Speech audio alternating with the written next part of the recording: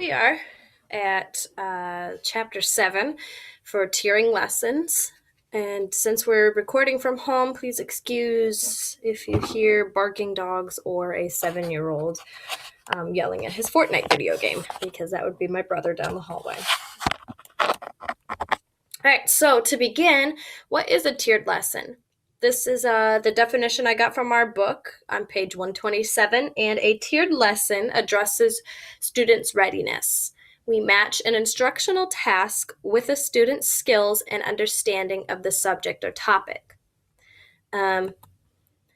And we get more into that as time goes on, but it seems pretty self-explanatory there. So you tier an assignment, as we said in the definition, you base it on a student's readiness and their abilities, their skills, whatever that they can do. So you can tier an assignment when some students are ready to move ahead and maybe others need more time, or when you think that your student could benefit from using different resources or materials, things like that.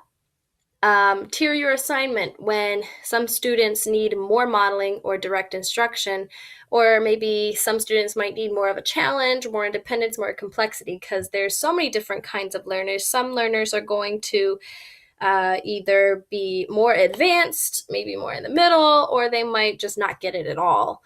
And that's why tiering lessons is so important, because we all, as teachers, have to teach something, some topic, because of the standards that we have in place.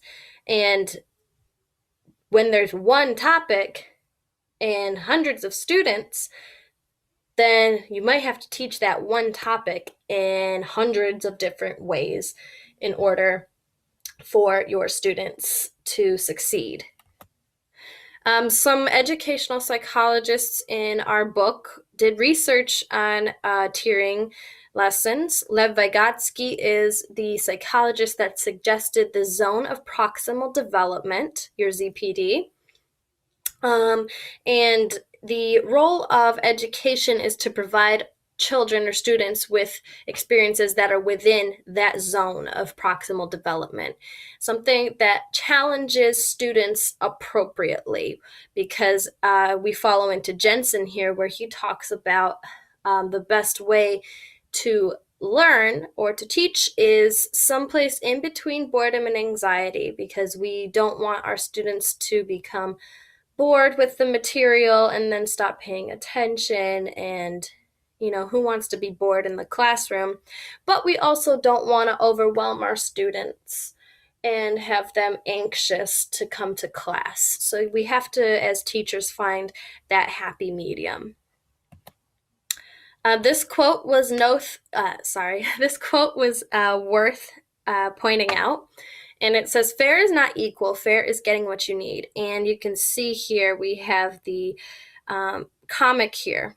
This is what equal would be. And we have, the very tall student here, medium, whatever student here, and then the student with the wheelchair who can't see at all over this fence. They each are equally given one box, it looks like, to stand on. But then over here, fair is getting what you need. The student didn't need a box, this student needed 2 boxes, and this student just needed a whole ramp. So that is something that you have to emphasize to students, is that we're not always going to get the same thing, but we're going to get what we need. At this point, I'm going to click off because I only have 5 minutes to talk, but I'm going to have this video linked right here, and I'm also going to link it in our description. And this is 15 differentiated instruction strategies that we can watch. Okay, so now that we've watched 15 different ways and strategies to differentiate and tier our lessons, I found this great template here for some steps for planning a tiered activity. We start with a key concept up here. We have to identify what our students are supposed to understand, know, do, and then that follows us into a pre-assessment. This is where we figure out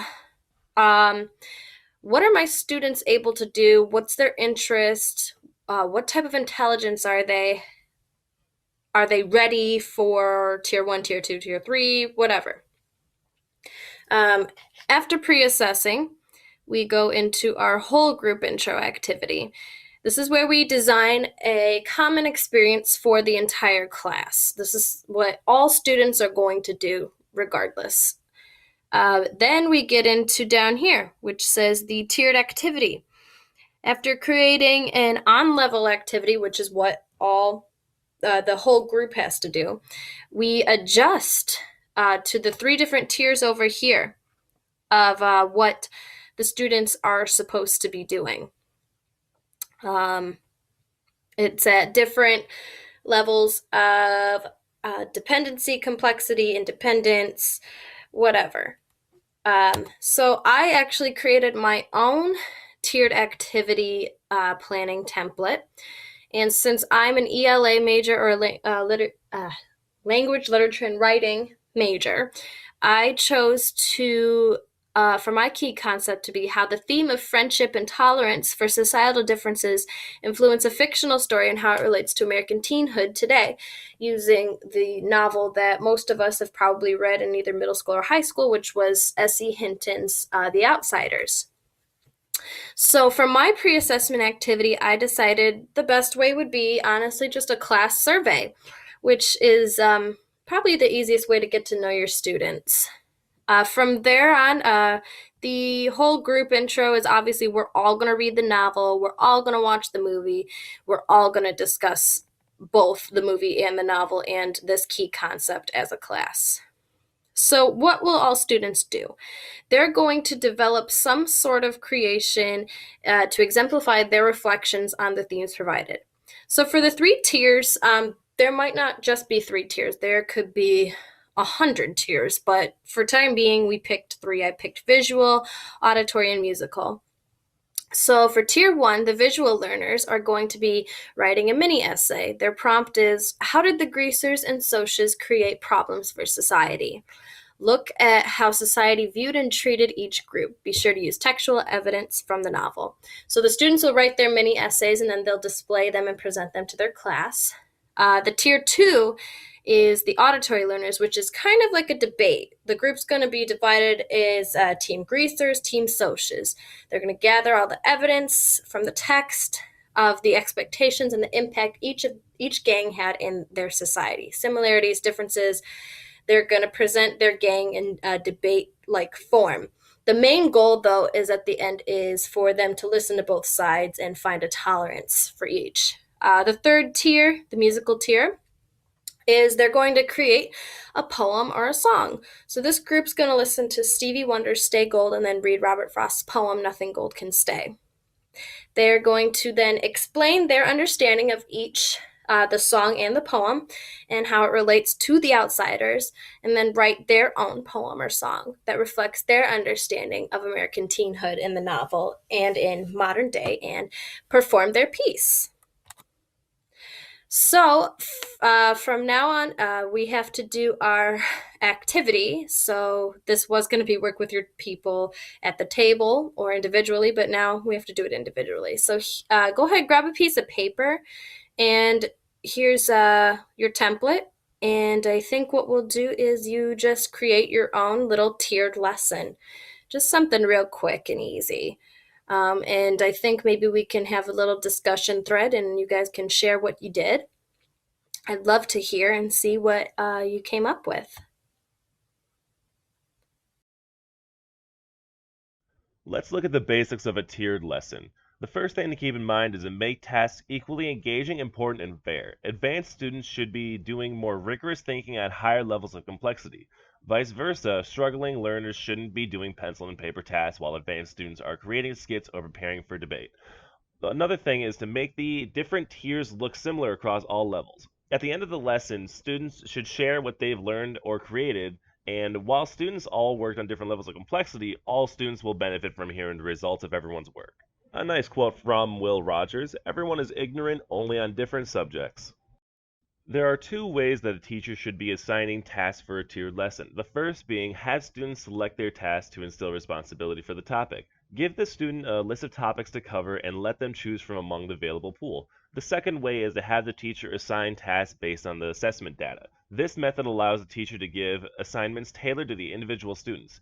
For group work, let students form small groups of 2 to 4 students depending on the topic. Once those groups have formed, distribute different handouts containing the same task card for the group. Students should be grouped into 3 different tiers. The first tier being basic, Bloom level, touching application and analysis. Students should be asked closed sentences to draw conclusions after a basic interpretation of the information provided. The second tier being on grade, Bloom level, touching analysis. Students should be asked guided questions about on grade level material. The third tier, being advanced, has a Bloom level, touching synthesis. Students will form their own questions relating to the topic of research, compiling the information as they deem required. In order to foster independent work skills during a tiered lesson, 2 rules should be implemented for the class during group work. The first being see 3 before me rule, being that students should first ask 3 of their peers before coming to ask the teacher for additional guidance.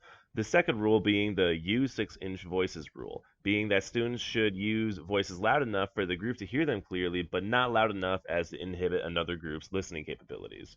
Students should self-evaluate using these questions after a tiered assignment. Did we stay on task? Did we follow the 6-inch voices rule and see 3 before me rule? Did we engage in the anchor activity, early finishers activity, if we completed the task early? What grade should we earn for class participation today? And what goals do we need to set for the next group activity? Keep in mind these elements when developing a tiered lesson plan. Targeting a key skill or objective to teach, matching tasks to student readiness, respecting differences among your students in interest and learning style, accounting for their social and emotional needs, as well as relying on good classroom management skills. Another thing to keep in mind when developing a lesson plan is don't give up. While one tiered assignment works, using the same groundwork on another topic may fail. This is okay. We're all human and should learn from experiences to make the next tiered assignment the best we can make it. And to sum it all up, a quote from Albert Einstein: a person who never made a mistake never tried anything new. Thank you for listening, and if there are any questions regarding anything that we covered, feel free to email me and I'll respond as soon as I can.